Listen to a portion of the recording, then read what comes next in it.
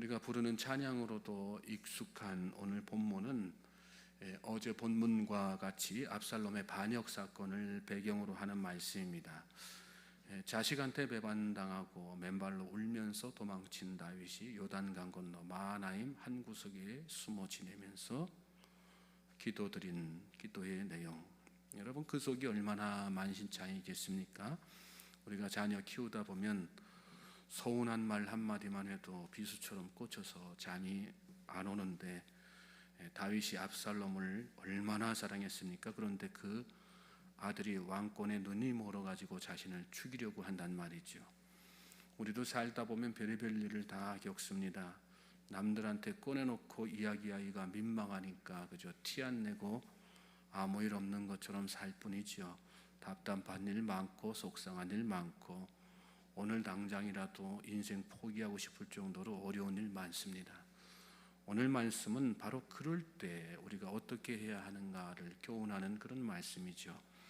1절 2절 말씀 보십시오. 나의 영혼이 잠잠히 하나님만 바라며 나의 구원이 그에게서 나오는도다. 오직 그만이 나의 반석이시요 나의 구원이시요 나의 요새이시니 내가 크게 흔들리지 아니하리로다. 나의 영혼이 잠잠히 하나님만 바라며 묵묵히 하나님만 바라본다는 말씀이죠. 지금 나의 상황은 요동할 수 있지만 누구라도 붙잡고 하소연할 수 있고 누구에게라도 나의 이 아픔을 전가할 수 있지만 그렇지 않고 잠잠이라고 하는 말은 그런 뜻입니다. 오직 하나님만 바라보고 오직 하나님만 기대합니다. 오직 하나님만, 우리 성경에는 오직이라는 단어가 빠져 있고 하나님만 이렇게 나와 있는데 이 만에 해당하는 히브리어 아크인데 이 아크는 원래 오직 뭐뭐만 이런 뜻입니다. 제대로 해석하면 나의 영혼이 잠잠히 오직 하나님만 바라며. 그런데 이 아크라는 단어를 사용해서 하나님을 표현한 말이 오늘 본문에 3번이나 더 나옵니다. 2절에 보시면 오직 그만이, 5절에는 하나님만, 6절에도 오직 그만이. 그러니까 다윗은 처음부터 끝까지 오직 하나님만 찾고 있는 거예요. 이게 사실은 믿는 자의 모습이죠. 다윗이 달리 하나님의 마음에 합한 왕이 된 것이 아닙니다.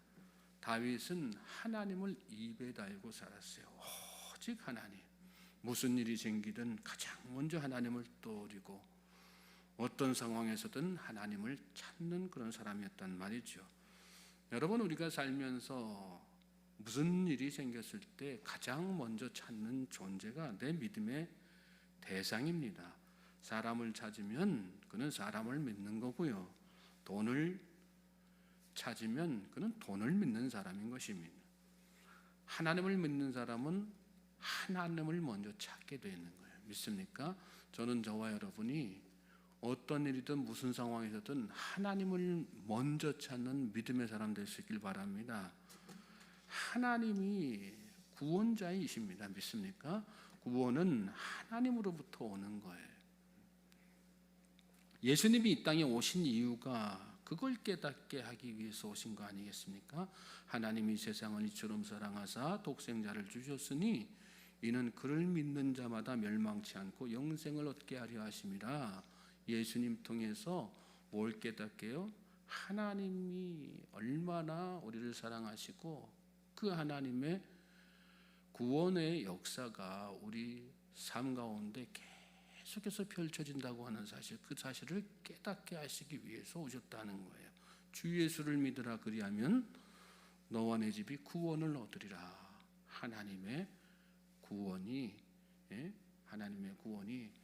예수님을 믿는 모든 자들에게 임한다.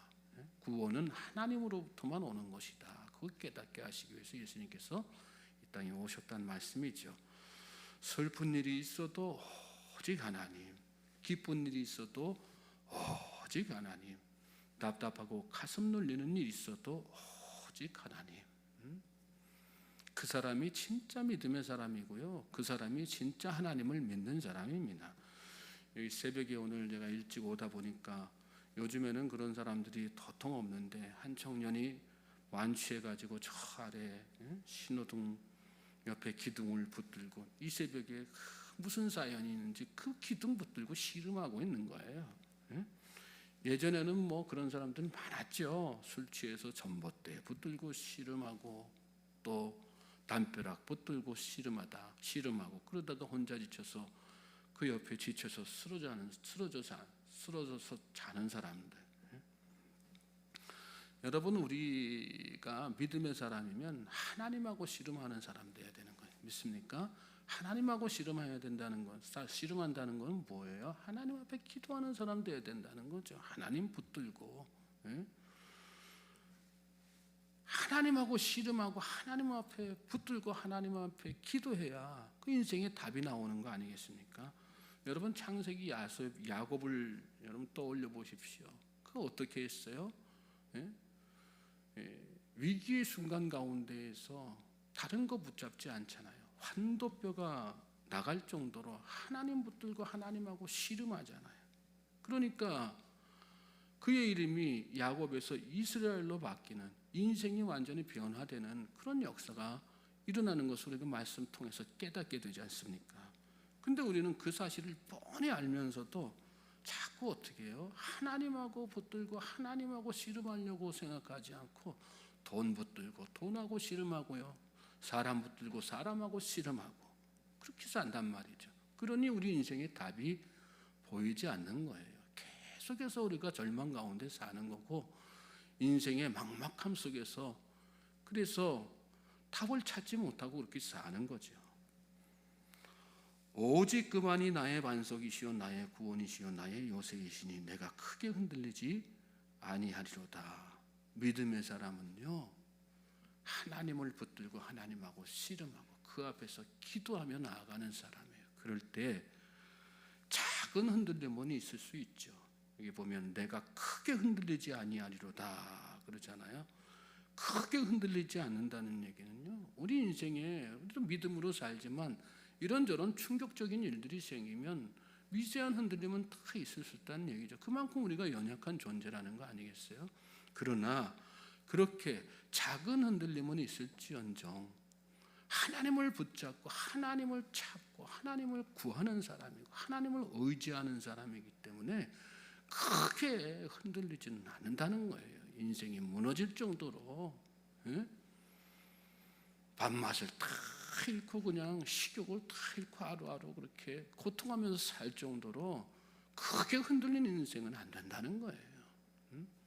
저는 저와 여러분의, 그러므로 이 새벽에 여러분이 가지고 있는 어떤 문제, 어떤 상처가 있든 하나님 앞에 나와서 하나님 앞에 나왔으니 하나님 앞에 오늘 내가 씨름하고 내가 오늘 결판을 낸다, 그런 야곱의 심정을 가지고 하나님 앞에 기도할 수 있는 우리 모든 성도님들 되시길 주님의 이름으로 소망하고 축복합니다. 사람 의지하지 마십시오. 여러분, 사람한테 상처 큰 사람들 있잖아요. 사람한테 막 이런 상처받았다 저런 상처받았다 그런 사람들 있잖아요. 그 얘기는 바꾸어서 이야기하면 무슨 뜻이에요? 그만큼 내가 하나님을 의지하지 못했다는 얘기예요. 하나님을 의지하는 사람은 사람한테 상처받지 않습니다. 사람을 의지하니까 그 의지한 만큼 큰 상처를 받는 거 아니겠어요?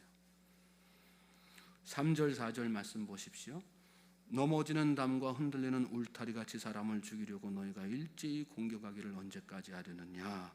그들이 그를 그의 높은 자리에서 떨어뜨리기만 꾀하고 거짓을 즐겨하니 입으로는 축복이요 속으로는 저주로다. 사람이 어떤 존재인가를 깨닫게 하는 그런 말씀이죠. 어떤 존재라는 겁니까? 넘어지는 담과 흔들리는 울타리같이 나를 죽이려고 공격하는 존재, 그게 인간의 본성이라는 거예요. 또 어떻게 하면 호시탐탐 상대방을 떨어뜨릴까? 입으로는 축복을 말하지만 속으로 저주하는 존재, 그게 인간의 본 모습. 사람만 그렇습니까? 재물도 그렇고 권력이라고 하는 거, 하나님 아닌 것들이 다 그런 겁니다. 하나님 없이는 복인 것 같지만 다 그게 나중에 화가 되고 저주로 돌아오는 거예요. 솔로몬도 우리가 잘 알다시피 전도서의 시작을 어떻게 시작합니까? 헛되고 헛되며 헛되고 헛되니 모든 것이 헛되도다. 다 헛되다는 거예요. 하나님 없이는.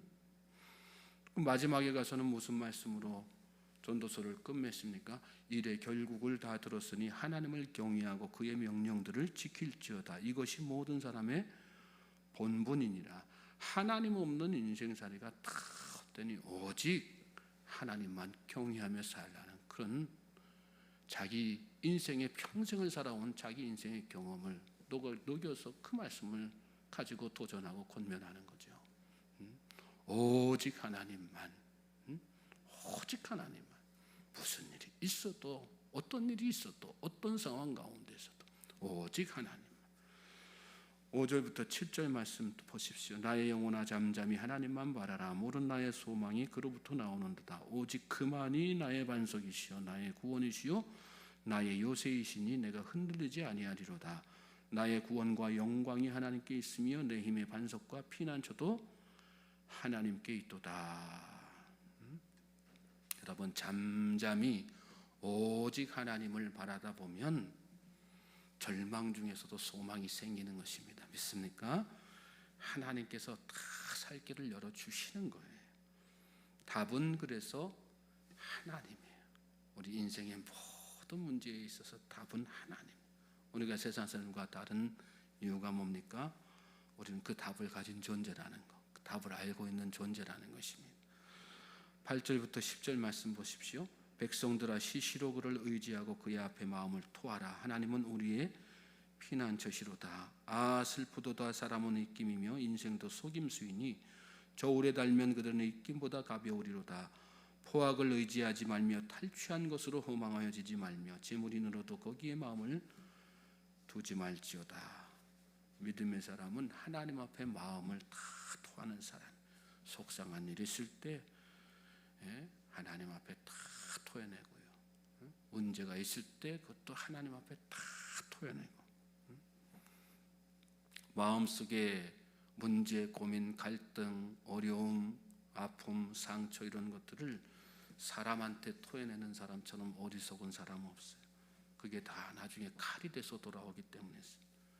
사람은 왜 그렇습니까? 입김보다 가벼운 존재이기 때문에 그렇습니다. 이게 말씀에 그런 표현 나오죠. 슬프도다. 사람은 입김이며 인생도 속임수이니 저울에 달면 그들은 입김보다 가벼우리로다. 그러나 하나님은 가볍지 않으신 분이시. 하나님은 세상의 그 어떤 존재보다도 무거운 분이세요. 믿습니까? 하나님 앞에 마음껏 다 쏟아내도 아무 문제가 안 생기는 거예요. 지혜로운 사람은 그래서 사람 앞에서는 침묵하고 하나님 앞에서는 자기 마음속에 있는 것 하나라도 남기지 않고 다 토해내는 거예요. 11절 12절 말씀 보십시오. 하나님이 한두 번 하신 말씀을 내가 들었나니 권능은 하나님께 속하였다 하셨도다. 주여 인자함은 주께 속하오니 주께서 각 사람이 행한 대로 갚으심이니이다. 하나님이 한두 번 하신 말씀을 내가 들었나니, 이 말씀을 직역하면 하나님은 말씀하신 것은 한 가지지만 내가 들은 것은 두 가지입니다. 한 번 말씀하셨지만 다윗은 그 말씀 한마디 통해서 두 가지, 세 가지를 다 이렇게 깨닫는 것, 그 속에 감추어진 하나님의 뜻과 진리를 다 그렇게 깨닫는 그런 사람이었다는 거예요. 한 번 말씀해서 이렇게 다윗처럼 두 가지, 세 가지를 깨닫는 사람이 있고요. 10번을 말씀해도 한 가지를 깨닫지 못하는 사람이 있죠. 저는 저와 여러분이 말씀 한마디를 통해서라도, 그 말씀 한마디를 가지고라도 그 안에 감추어진 하나님의 진짜 나를 향하신 여러 가지 깊으신 뜻과 섭리를 잘 깨달아 하는 그런 지혜로운 인생들 되시기를 주님의 이름으로 소망하고 축복합니다. 주여 인자함은 주께 속하오니 주께서 각 사람이 행한 대로 갚으심이니이다. 하나님은 어떤 분이세요? 각 사람이 다 행한 대로 갚으시는 분이세요. 우리가 하나님 앞에 엎드리면 우리를 일으켜 주시는 분이 하나님이세요.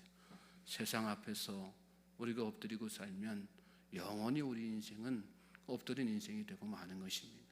그러므로 오늘 이 새벽에 그런 하나님을 의지하여 하나님 앞에 진실된 마음으로 엎드려서 기도하고 처절하게 마음속에 있는 모든 것들을 다 토해내는 우리 모든 성도님들 되시기를 주님의 이름으로 소망하고 축복합니다. 하나님께서 다 들으실 거예요. 그리고 하나님의 그 인자하심으로 여러분의 문제를 다 해결해 주실 것입니다. 마음의 깊은 상처까지도 다 치유하시고 회복시켜 주시고 살 소망을 주실 줄로 믿습니다. 오늘 이 새벽이 그런 기도의 시간 되시기를 다시 한번 주님의 이름으로 소망하고 축복합니다.